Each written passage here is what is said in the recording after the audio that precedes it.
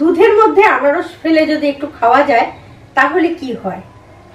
খেতে হয়তো অবশ্যই ভালো লাগবে, সেখানে নাকি মারাত্মক সমস্যা তৈরি হয়, এমনকি মানুষ মারাও যেতে পারে। এই ধরনের ভুল কিছু ধারণা নিয়ে আমরা প্রতিনিয়ত চলেছি। বিষয়টা ঠিক অতটা কিন্তু ক্ষতিকারক হয় না। বিশেষজ্ঞদের মতে যে আনারস একটা টক জাতীয় খাদ্য বা ফল, এটা আমরা জানি, অ্যাসিডিক ফল। এইটা যদি আপনি দুধে দেন তাহলে সেটা দুধটা কেটে যেতে পারে বা ছানা হয়ে যেতে পারে। সাধারণত আমাদের পাকস্থলীটাই অ্যাসিডিক, সেখানে আপনারা যখন দুধটা প্রবেশ করছে এমনি সেটা ছানা হয়ে যায়, ফেটে যায়। তবে হজমের একটু প্রবলেম হতে পারে, যাদের হজম শক্তি কম আছে তাদের হজমের প্রবলেম হতে পারে। ধরুন একটার পর একটা যদি পরপর খাওয়া হয় তাহলে একটু অসুবিধা দেখা দিতে পারে, কারণ একটা হজম হওয়ার পরে আরেকটা খেলে কোনো সমস্যা নেই, কিন্তু পরপর দুটো খেলে হজমের একটা সমস্যা হতে পারে। এছাড়াও খুব সামান্য, মানে মারাত্মক কিছু নয়, বেশ কিছু সমস্যা হতে পারে। সেই সমস্যাগুলো কি সেটা নিয়েই বলবো, কিন্তু তার আগে বলি নমস্কার, আমি গৈরিকা, আপনার একান্ত প্রিয় পরিবার কলকাতা ক্যানভাসে আপনাকে স্বাগত জানাই। আপনি যদি এই পরিবারের একজন এখনো না হয়ে থাকেন তাহলে প্লিজ সাবস্ক্রাইব করুন কলকাতা ক্যানভাস। পাশেই বেল আইকন রয়েছে, প্রেস করে অন করে নিন, তাহলে নতুন ভিডিও আপলোড হওয়ার সঙ্গে সঙ্গেই নোটিফিকেশন পৌঁছে যাবে আপনার কাছে। এবার বলি আনারস এবং দুধ একসঙ্গে খেলে কি হয়।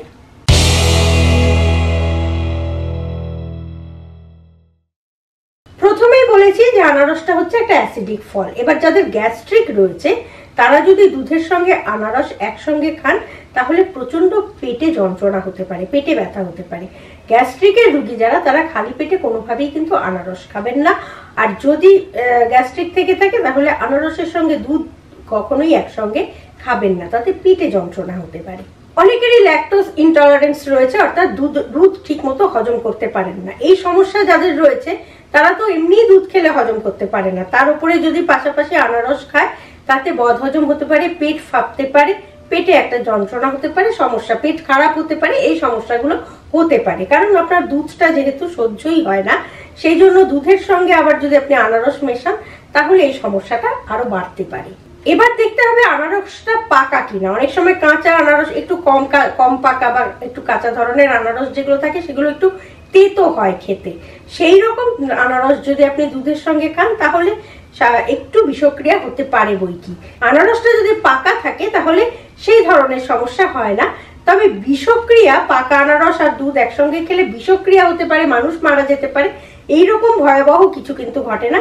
যদি কাঁচা আনারস খান তাহলে একটু অসুবিধা অবশ্যই হয়। মোটামুটি ভাবে 2 থেকে 3 ঘন্টার ব্যবধানে আনারস আর দুধ আপনি খেতেই পারেন, তাহলে কোনো সমস্যা থাকবে না। তা না হলে বদহজম হতে পারে, পেট খারাপ হতে পারে, পেট ফাঁপতে পারে, এই সমস্যাগুলো থাকতে পারে। যদি আপনার গ্যাস্ট্রিকের সমস্যা থাকে বা ল্যাকটোজ ইনটলারেন্স থাকে তাহলে আপনার এই সমস্যাগুলো একটু তাড়াতাড়ি দেখা দেবে, নচেত বদহজমটা হতেই পারে, পেট ফাঁপতেই পারে। কিন্তু বারবারই বলছি, এমন কোনো মারাত্মক বিষক্রিয়া হওয়ার চান্স কিন্তু নেই। তবে আমি বলবো এই রিস্কটা না নেওয়াই ভালো। আনারস আর দুধ একসঙ্গে না খেলে তো কোনো অসুবিধা নেই। আম আর দুধ একসঙ্গে তো আমরা খাই, কাঁঠাল, আম, দুধ তো একসঙ্গে খাই। এটারও কোনো বিপদ আছে কিনা সেটা নিশ্চয়ই পরবর্তীকালে বলবো।